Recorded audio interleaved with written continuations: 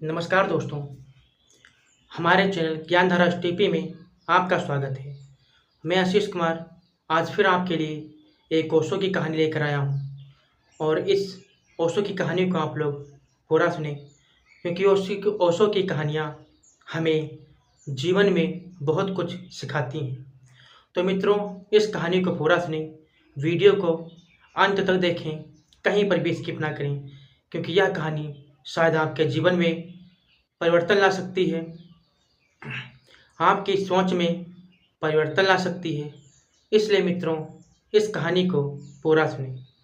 तो आइए अब हम आपको कहानी की ओर ले चलते हैं। जैसे कि ओशो प्रवचन किया करते थे और उनके प्रवचन बहुत से लोग सुनने आते थे, लेकिन उसी में से एक युवा व्यक्ति था और उसको एक ही बात खटकती थी कि ओशो जब यह कहते थे कि अपने जीवन की डोर परमात्मा के हाथों में सौंप देनी चाहिए क्योंकि परमात्मा ही एक सत्य है और सब संसार झूठा है, असत्य है। तो वह युवा व्यक्ति यही सोचता था कि अगर हम परमात्मा के हाथों में जीवन की डोर सौंप देंगे तो होगा क्या। तो वह यही सोचा करता था।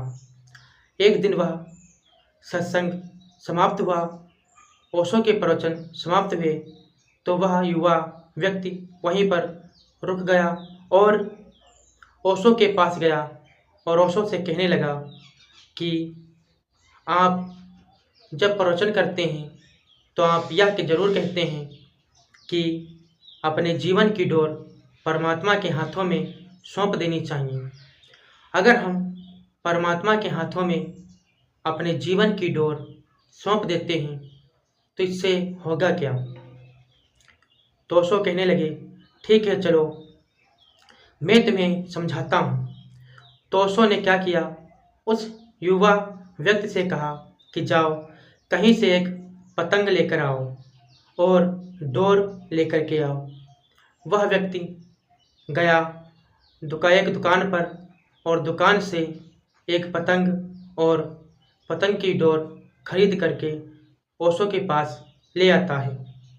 ओशो उसे बाहर ले जाते हैं और पतंग को उड़ाते हैं।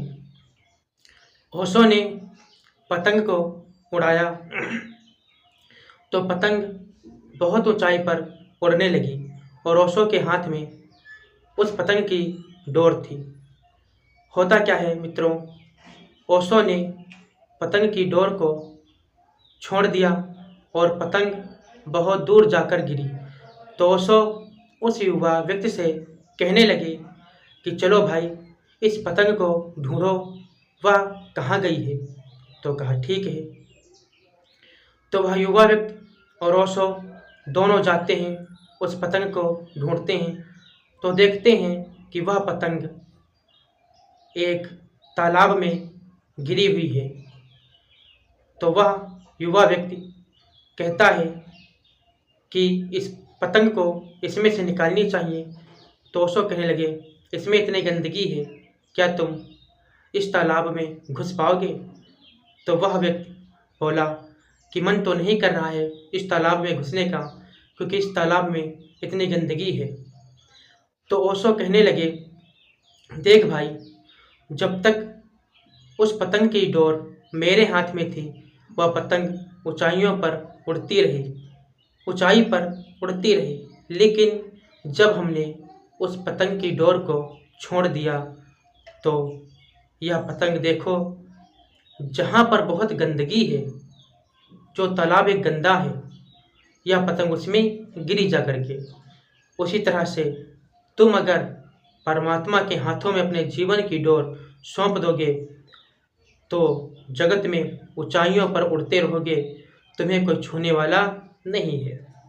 इसलिए अपने जीवन की डोर परमात्मा के हाथों में सौंप देनी चाहिए। उस व्यक्ति को ओशो की बात समझ में आ गई। ओशो से वह क्षमा मांगने लगा और कहने लगा, हम तो आपके प्रवचनों पर वे फालतू में ही शंका संदेह कर रहे थे, हमें क्षमा कर दीजिए। ओशो ने कहा, कोई बात नहीं, ये समझाना भी बहुत ज़रूरी था। वह व्यक्ति खुशी खुशी अपने घर वापस चला गया।